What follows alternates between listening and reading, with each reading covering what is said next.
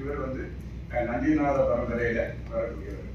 ஆதிமநாத பரம்பரையில் வரக்கூடியது கோரக்நாத், மசேந்திரநாதருடைய ட்ரெடிஷனில் வரக்கூடியவர். அப்போ அது நந்திநாத பரம்பரையில் வந்து இது சதாசிவன் ஆகினேன் நான். அப்போ என்ன ஆச்சுன்னா, இவர் சித்தருக்கு எங்கே சமாதி இருக்கு, ஃபோன் பண்ணினாரு, எங்கே சமாதி இருக்குன்னு கேட்பாங்க. அப்போ பார்த்தா வந்து சிதம்பரத்தில் சமாதி இருக்குன்னு கொஞ்சம் பேர் எழுதி வச்சிருக்காங்க.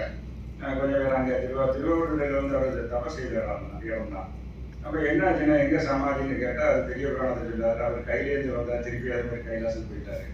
ஏன்னா சதாசிவன் நிலைக்கு உயர்ந்தால் நம்ம உடம்பு வந்து அருவ உடம்பாயிடும். இன்வின்சிபிள் பாடி, ஃபிசிக்கல் பாடியிலேருந்து அது பிரணவ தேகம் பல ஸ்டேஜ் இருக்குது. அதுக்கு மாறினா அது ஒரு சாதாரண ஃபிசிக்கல் பாடி உள்ளவங்க தான் சமாதி இருப்பாங்க. மற்றவங்க வந்து சமாதி இருந்தால் கூட திருப்பி வெளியே வர முடியும். அதுக்கு உதாரணம் போகருக்கு 8 இடத்துல சமாதி இருந்தாலே தேவைக்கிறவங்க வெளியே வந்துடுவார். வந்து உபதேசம்லாம் கொடுத்து திருப்பி போவார். இந்த மாதிரி நிறைய நடந்திருக்கு. இப்போ அவர் சதாசிவ நிலைக்கு உயர்ந்ததுனால அங்கே போயிட்டார். சரி, அது ஒரு தகவல். அடுத்தது பார்த்தீங்கன்னா சீடர் பரம்பரை. இவர்கிட்ட படித்தவங்கலாம் ஒரு மனுஷர் மாநிலத்தில் 2 பேர் தான். வந்து கஞ்சமலையா, அடுத்து வந்து காலங்கிநாதர். இந்த 2 தான் மனுஷன். இவங்களுக்கு வந்து கோவில் இருக்குது. சேலம் இளம்பிள்ளை அங்கே வந்து கோவில் இருக்குது.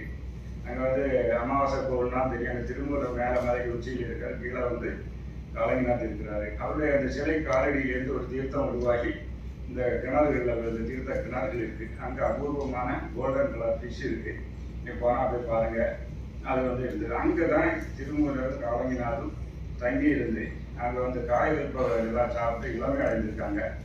அங்கேருந்து இவங்க 2 பேரும் சைனாவுக்கு போயிருக்காங்க. சைனாவுக்கு போன இடத்துல இந்த காலங்கிநாத் தான் கன்ஃபியூசியஸ் அலியாஸ் காலங்கின்னு அங்கே இருக்குது. நீங்கள் இப்போ தமிழ் ஆராய்ச்சி நிறுவனம் எங்கே வச்சுருக்கீங்க? இதுக்கு முன்னாடி சைனாவில் யுன்னான் யூனிவர்சிட்டி அவனே வச்சுட்டான்.